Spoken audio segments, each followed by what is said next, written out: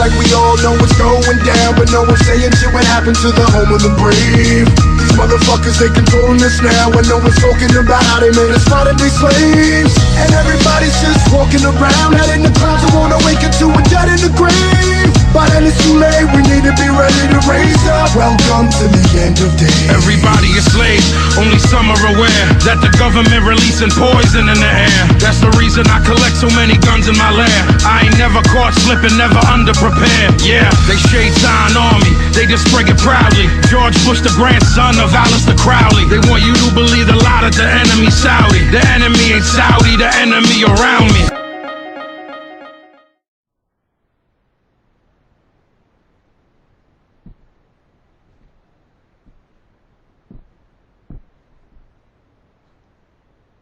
I'm Mark twwrn.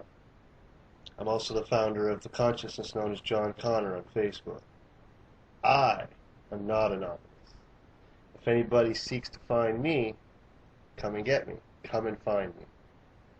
Why am I creating this rant? What is the purpose behind all of this? There really isn't a purpose, and that's the point, ladies and gentlemen. The fact of the matter is that everything that we do in our life right now is absolutely pointless. We get up, we go in a tent, we actually protest, we do what we can, nothing is happening. They're preparing right now to label us in some of the worst ways that anything that any one of us would ever imagine. Now, I'm 28 years old, okay? Alan Jackson asked us all, where were you when the world stopped turning? I was working for Boston Pizza, motherfuckers. I was not a terrorist. I was not the person that brought those 2 fucking planes to the ground, you ignorant fucks. So straight out, anybody who believes that an occupier is a terrorist, you're being played. You've been played from the beginning. You didn't want to leave your house. You didn't want to come and ask us when we were on the streets. And now the cops are so heavy, you can't get through. And you wonder why we get upset.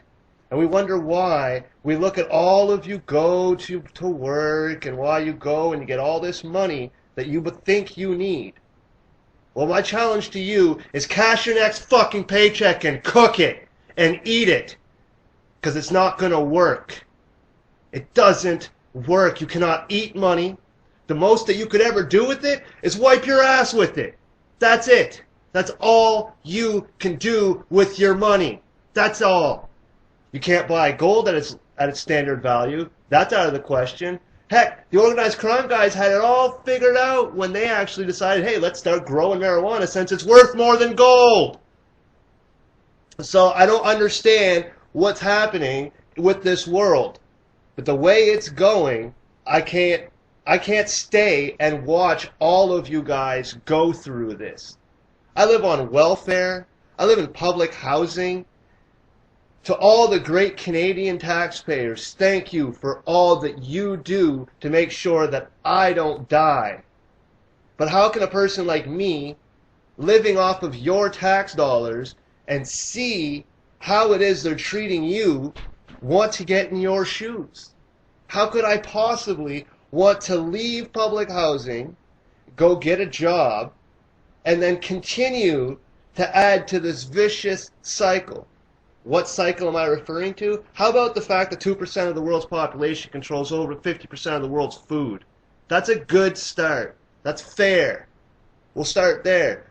How about we went to war 10 years ago, we killed the motherfucker, and we're still at war? That's another good reason to be a little upset right now. How about preparing to go to war with a country that hasn't done anything to anybody and God knows how long?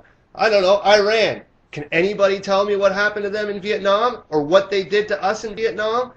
I can't remember. I'm not the biggest, wisest history buff in the world. How about World War I? Did Iran get involved with us in World War I?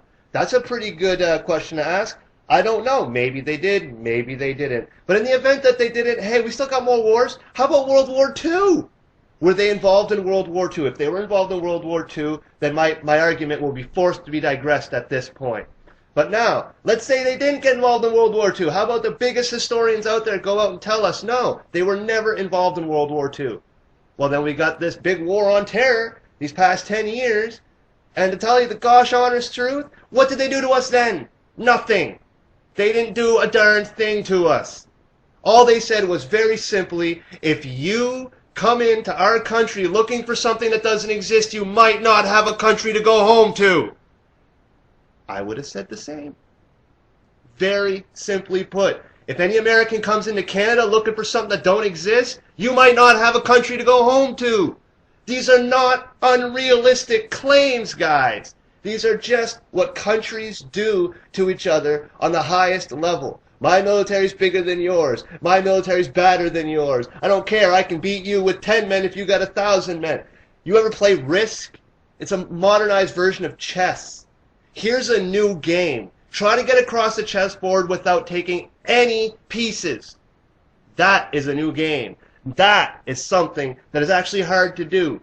Cross every piece according to the rules of chess from one side to the other. Now you start to wonder what Bobby Fischer was trying to figure out.